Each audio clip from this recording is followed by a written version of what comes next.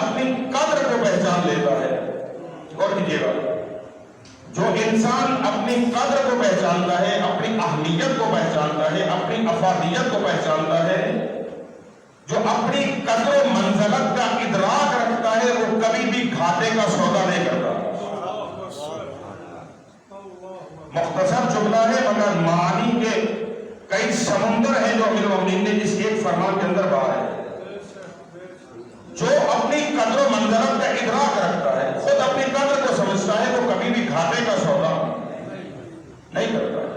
اس کو یوں سمجھ لیں کہ ایک پروڈکٹ آپ تیار کرتے ہیں، آپ کے پاس کوئی صنعت ہے، کوئی حرفت ہے، کوئی ایسا سلسلہ آپ کے پاس ہے اور آپ اس کی اہمیت کو جانتے ہیں، تو آپ کبھی بھی اس قیمتی چیز کو ادنا کے حوالے سے فروخت نہیں کریں گے، کم تر چیز کے حوالے سے فروخت نہیں کریں گے۔ اسی طرح حضرت فرماتے ہیں کہ اگر انسان خود اپنی قدر کو پہچانتا ہو، خود اپنی عظمت کا ادراک اگر انسان کو ہو، تو یہ کبھی بھی گھاٹے کا سودا نہ کرے۔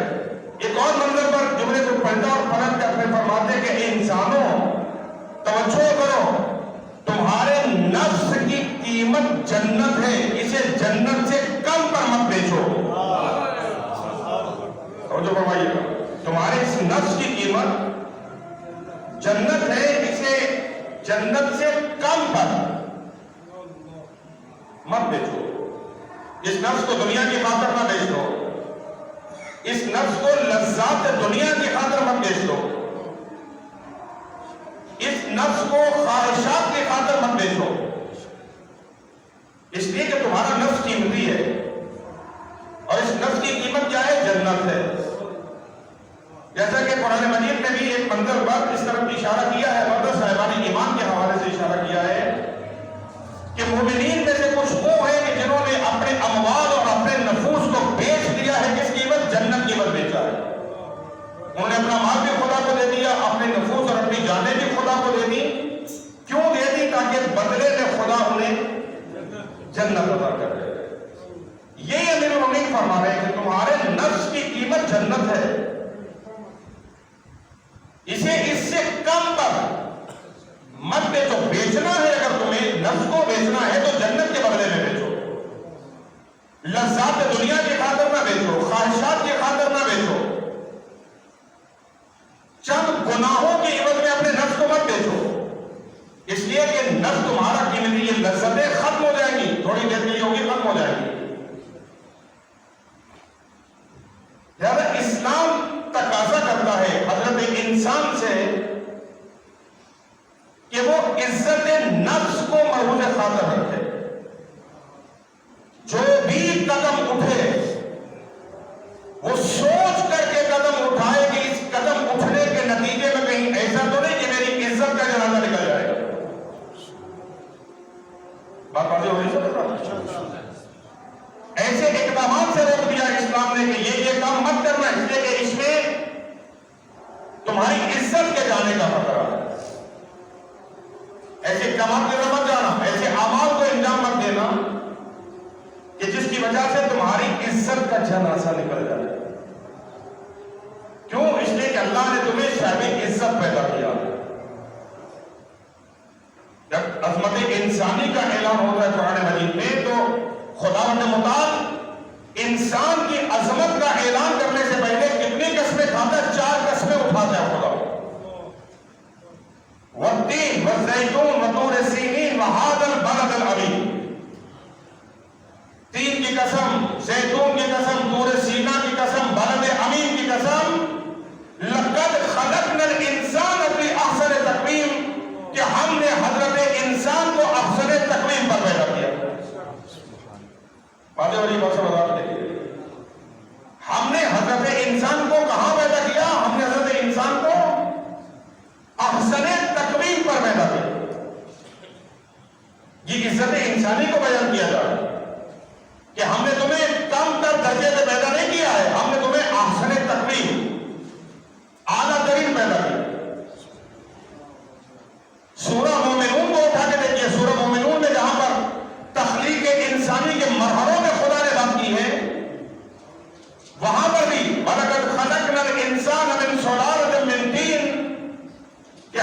इंसान को गीली मिट्टी से पैदा किया,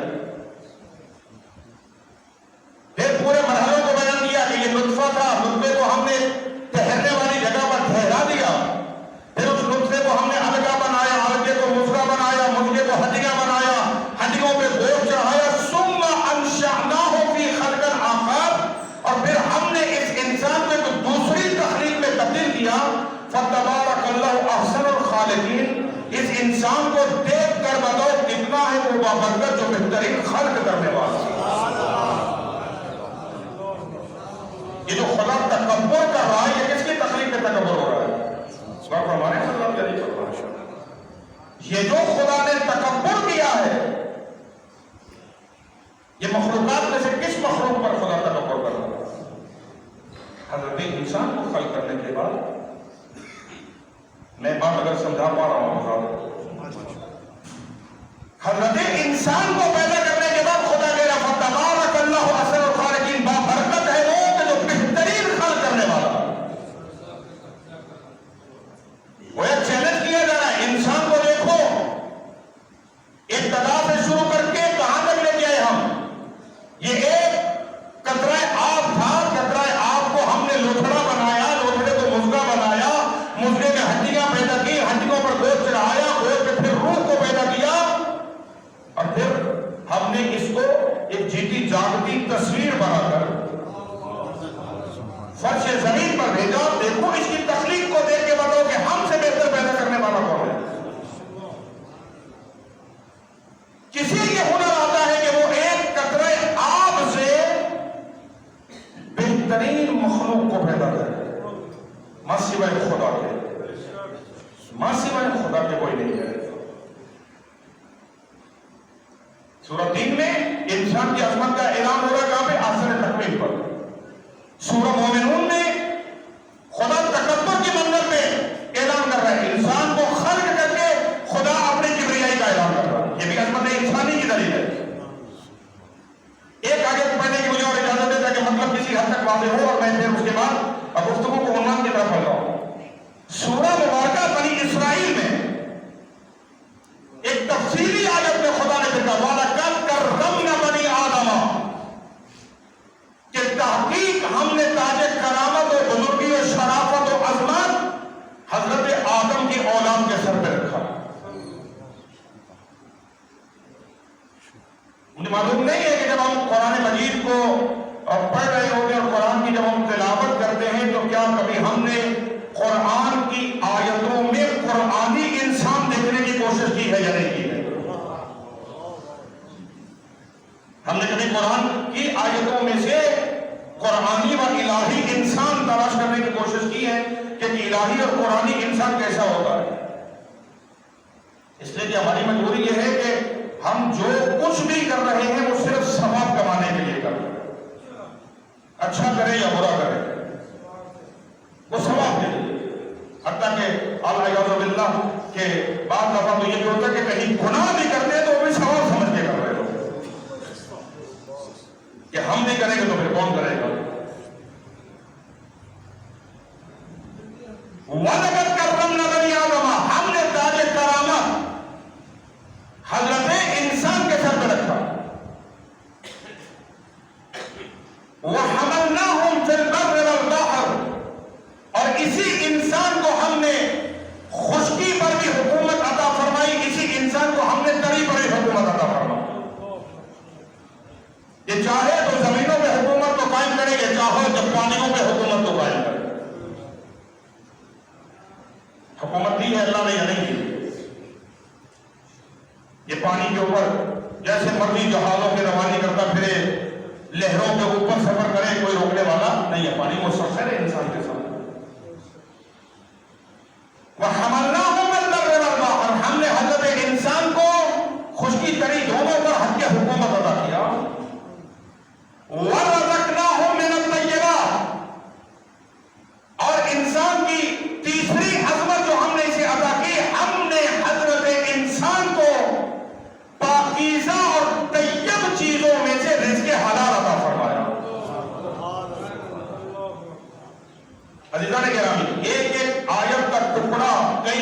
اس حدیث کے خطبہ جمعہ ایک ایک آیت کے ٹکڑے میں ہو سکتے ہیں. زندگی ختم ہو سکتی، تفسیر قرآن ختم نہیں ہو سکتی. وَرَزَقْنَاهُم مِّنَ الطَّيِّبَاتِ، خدا نے پاکیزہ چیزوں میں سے حضرت انسان کو رزق حلال عطا کیا. وَفَضَّلْنَاهُمْ عَلَىٰ كَثِيرٍ مِّمَّنْ خَلَقْنَا تَفْضِيلًا. اور پھر عظمت انسانی کی انتہا ہو گئی کہ فضیلت عطا کرنے والے نے کثیر مخلوقات پر انسان کو فضیلت عطا فرمائی.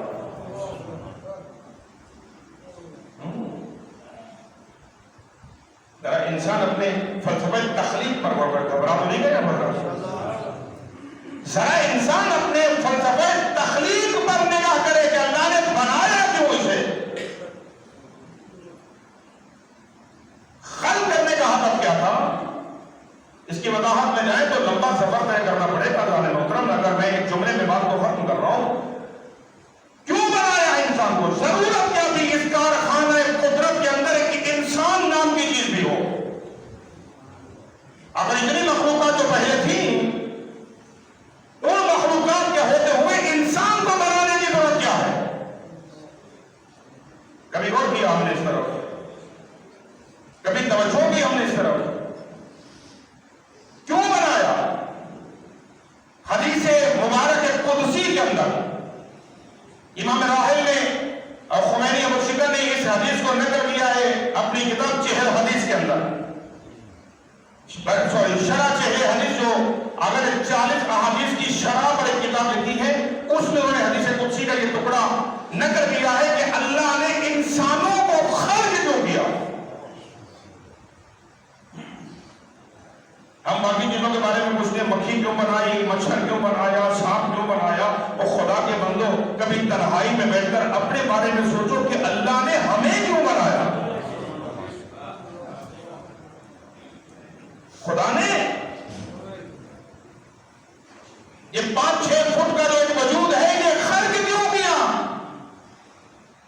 اور جس دن ہم انسان کی تخلیق کے اغراض و مقاصد سے آگاہ ہو گئے، سمجھ لے کہ اسی دن انسان اپنے ارتقاء کے سفر کی جانب گامزن ہو جائے گا.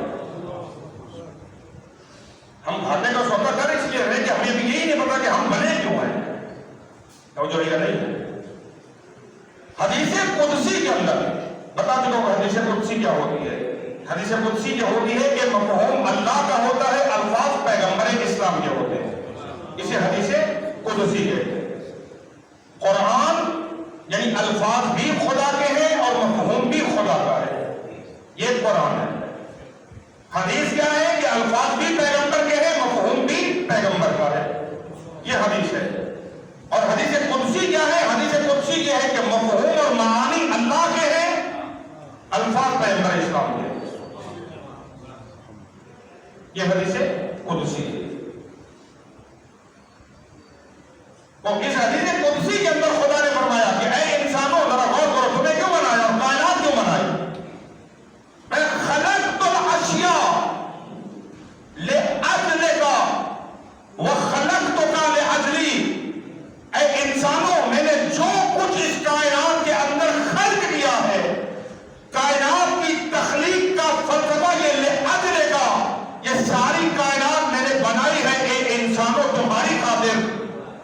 وَخَلَقْتُكَ لِأَجْلِي، مگر تمہیں میں نے کائنات کے لیے نہیں بنایا ہے، تمہیں تو میں نے اپنے لیے بنایا. تم کائنات کے لیے نہیں خلق ہوئے ہو، تم خالق کائنات کے لیے خلق ہوئے ہو.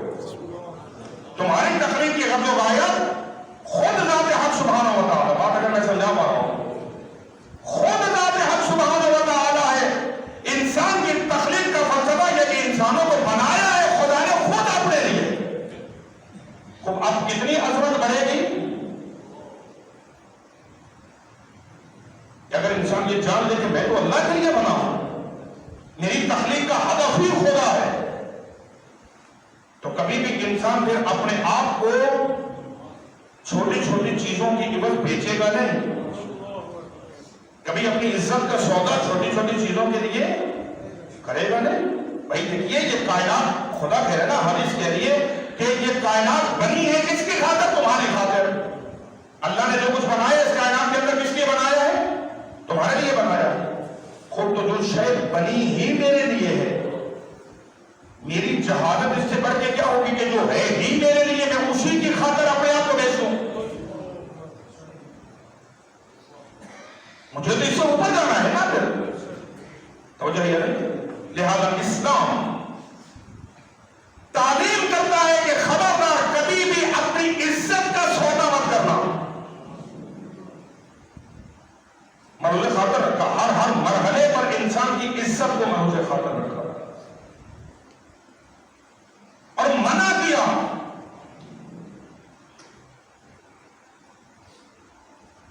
کہ کبھی ایسے کام نہ کرنا جس کی وجہ سے تمہاری عزت کا جنازہ نکلے.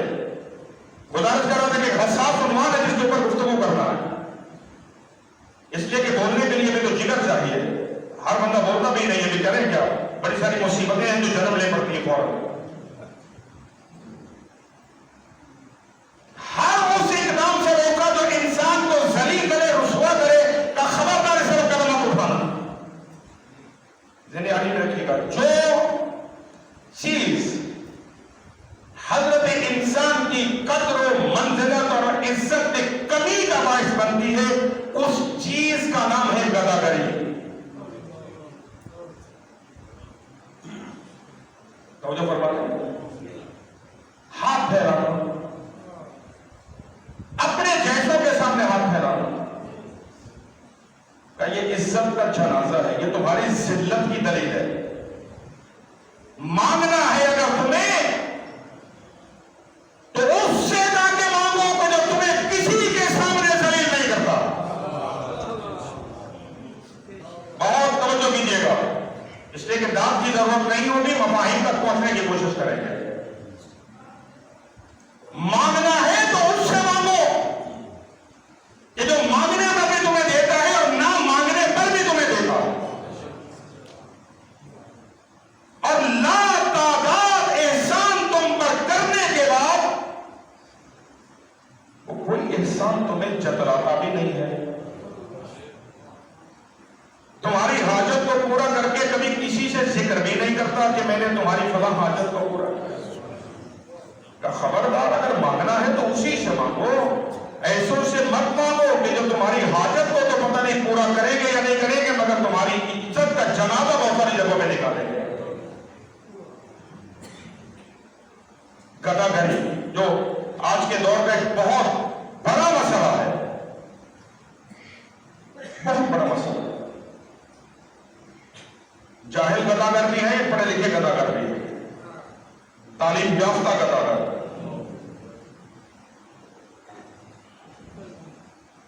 پڑھے لکھے گداگری دو چیزیں ہیں. رہنما ہم جب خلط ملط کرتے ہیں چیزوں کو تو پھر معاملہ اوپر نیچے ہوگا. ایک ہے فقیر اور دوسرا ہے بھکاری. توجہ، یہ دو الگ چیزیں ہیں، ایک چیز نہیں ہے. ایک ہے فقیر اور ایک ہے بیکاری گداگر، ہاتھ پھیلانے والا، بھیک مانگنے والا. یہ دونوں الگ ہیں.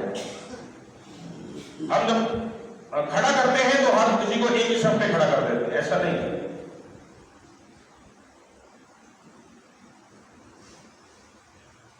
فقر کو اسلام نے بعض جگہوں پر بڑی محبت کی نگاہ سے دیکھا ہے،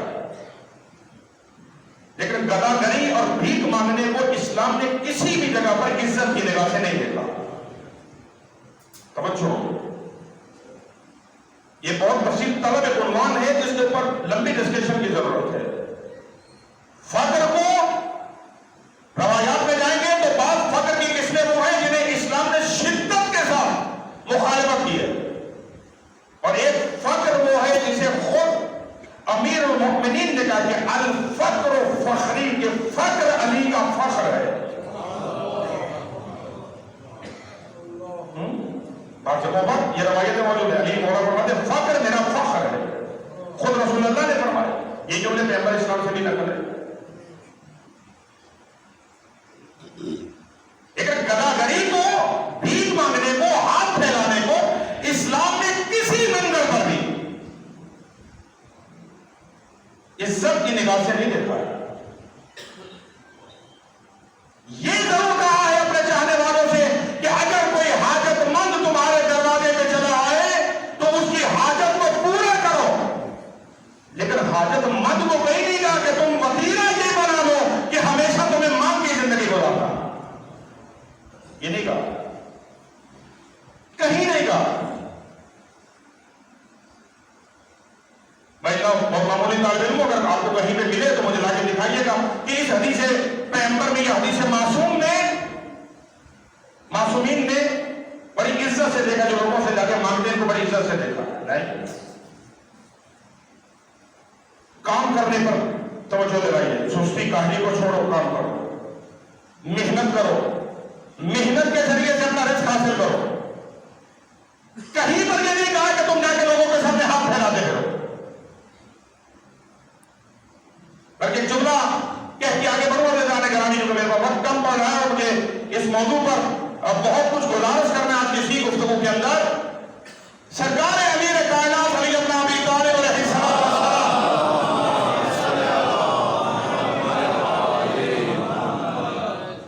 ممبر پر جلوہ فکر ہے, اور حضرت خضر علیہ السلام امیر المومنین سے گفتگو کر رہے ہیں. توجہ کیجیے گا, اللہ فرمائیں حضرت خضر جو علوم باطنی کے لیے حضرت موسیٰ کے استاد ہیں, وہ امیر المومنین کے پاس ہیں اور مولا سے کہتے ہیں یا علی میں آپ سے چند سوال کرنا چاہوں گا. سوال ہوئے, سوالوں کے جوابات ملے, اور اس کے بعد کہا کہ یا علی آپ نے جو کہ سوالات کے جواب دیے ہیں, اب خضر آپ کو ایک ہدیہ دینا چاہتا. مجھے نہیں پتا میرا مجموعہ ساتھ چل رہا ہے, بہت سارے لوگ پریشان ہو گئے یار کہ آپ خطبہ جمعہ کا عنوان کیا ہو گیا. میں آپ کو ہدیہ دینا چاہتا ہوں. اور اب ہمارے ہاں جب ہدیے کا سوال آتا ہے تو ہمارے ذہن میں بہت ساری چیزیں آنے لگتی ہیں. شاید یہ ہدیے میں کپڑے لائے ہوں گے, کوئی پرفیوم لائے ہوں گے, مالی طور پہ مدد ہو جائے گی, وہ ہدیہ ہوگا, اور ہوگا تو کوئی ضیافت ہوگی, وہ کھانا ہوگا. یہ ہمارے چونکہ ہم مادی ہیں نا, مادیت سے کبھی باہر نہیں نکلے. خضر نے کہا کہ یا علی میں آپ کو ہدیہ دینا چاہتا ہوں. اب ایک نبی خدا ہے اور دوسرا ولی خدا ہے, جس بارگاہ میں گفتگو ہو رہی ہے. علی معروف فرماتے ہیں ہاں بسم اللہ خضر بھائی لائیے. فرمایا کہ یا علی میرے پاس جو آپ کے لیے تحفہ ہے وہ یہ ہے کہ خوش نصیب ہیں وہ اغنیاء, وہ امراء, وہ تغندر, وہ مالدار لوگ جو اللہ کی محبت کی خاطر غریبوں اور فقیروں پر اپنے مال کو خرچ کریں. یہ جناب خضر نے ہدیہ کیا جملہ امیر المومنین کو کہ میں آپ کو یہ جملہ ہدیہ کر رہا ہوں کہ خوش نصیب مقدر ہے وہ اغنیاء کے جو اللہ کی محبت کی خاطر اپنا مال فقراء پہ خرچ کرتے. آخر آگے سننے والا بھی تو علی ہے. امیر المومنین فرماتے ہیں خضر اب میں بھی تمہیں کچھ ہدیہ کرنا چاہتا ہوں. ہائے ہائے بات پہنچے. اللہ نے محترم صاحبان بصیرت اگر توجہ کریں گے تو خضر نے جب کہا کہ خوش نصیب ہے وہ دولت مند کے جو اپنی دولت اللہ کی محبت کی خاطر فقراء و مساکین پر خرچ کریں, علی فرماتے ہیں میرے پاس جو ہدیہ آپ کے پاس ہے وہ یہ ہے کہ بامقدر ہے وہ فقیر کہ جو اللہ پر توکل کرتے ہوئے کسی امیر کے دروازے پہ نہ جائے.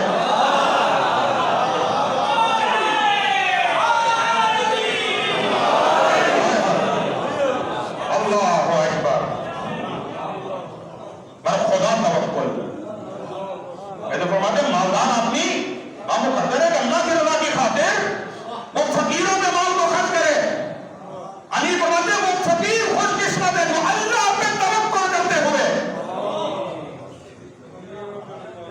کسی امیر کے دروازے پہ نہ جائے, کسی امیر کے سامنے اپنے ہاتھ کو نہ پھیلائے, اللہ پہ توکل کرے, خدا پہ توکل کرتے. اب دینے آدمی میرے کیا اعلان ہوتا رہا, فقیر اور گداگر یہ دو الگ چیزیں.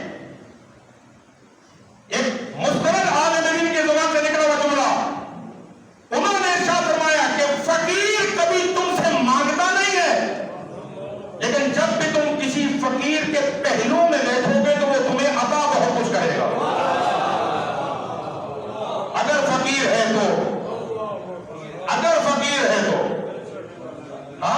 فقیر لینے والے کو نہیں گئے، اب فقیر دیتا، تم اس کے بعد جاؤ، اس لیے کہ دیکھیے اب مصیبت پھر کوئی آ جاتی، وقت ہی تمام ہو گیا تو کہ ہم دینے لینے والی جب بات کرتے ہیں تو وہاں پر پھر مادی لوگ ہیں کہ فقیر ہے، اس کے اپنے پھٹے کپڑے یہ کیا دے گا ہمیں؟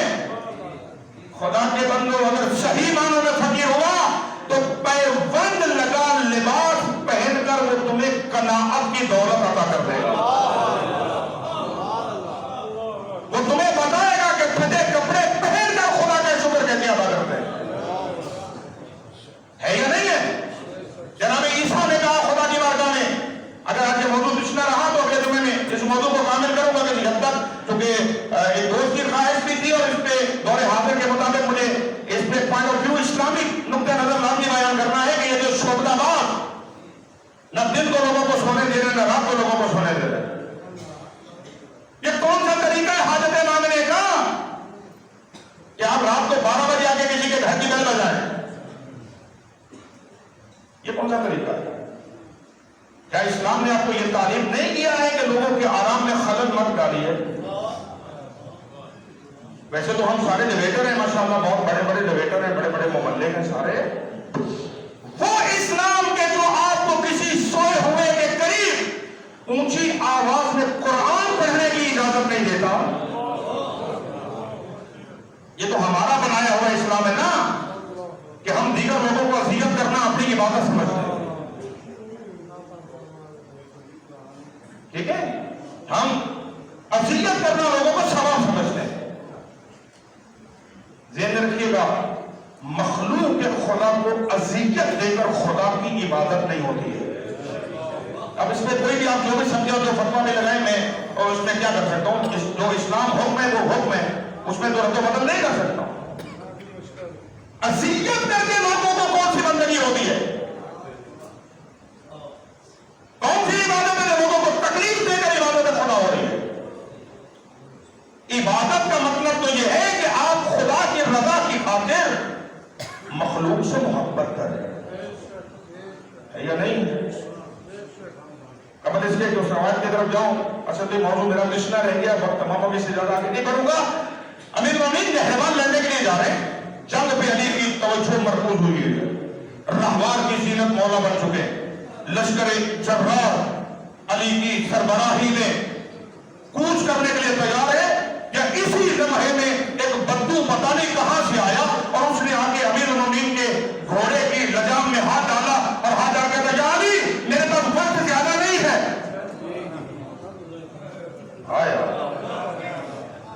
یعنی میرے پاس زیادہ وقت نہیں ہے، میرا ریوڑ چراگاہ میں ہے اور میں ایک مسئلہ پوچھنے آیا ہوں، میں نہیں جانتا اسلام کیا ہے، آپ مجھے ابھی ابھی بتائیں اسلام کیا ہے۔ لائے دنیا کوئی ایسا مولوی اور بہت بڑا علامہ فہامہ کہ جو اس کیفیت میں ایک ہی جملے میں آنے والے کو پورا اسلام تعلیم کرے۔ آپ لوگوں کے نزدیک آپ کی مسجد کے مولانا بہت بڑے علامہ ہوں گے، آپ کے نزدیک کہہ رہا ہوں، اپنے نزدیک نہیں کہہ رہا، اس لیے کہ جب ٹائٹل دینے لگتے ہیں لوگ تو پتہ نہیں پھر کیا کیا کچھ کہہ دیتے ہیں۔ تو اسے کہا کہ میرے کو وقت ہی نہیں ہے زیادہ، آپ بھی جنگ لڑنے جا رہے ہیں، میں نے بھی جانا ہے، جلدی سے ابھی ابھی پورا اسلام تعلیم کرے۔ اب علی مولا اسے کیا کریں؟ ذہن رکھیے گا، سوال کا جواب دینے کے لیے بھی ذہن کا مطمئن ہونا بہت ضروری ہے، ہاں؟ اور اس وقت امیر المومنین کی حالت کیا ہے کہ لشکر پہ نگاہ لگی، علی کی جنگ کی طرف جا رہے ہیں، ذہن سارے کا سارا پلاننگ میں لگا ہوا ہے، اور وہ کہتا ابھی پورا پورا اسلام بتا۔ کیا جواب دیا علی؟ اسی لیے تو دروازے علی پہ جا کے بیٹھ جائیے کہ حالات کسی بھی طرح کے ہوں، علی جانتا ہے کہ کس حالت میں کون سا حکم بیان کرنا ہے۔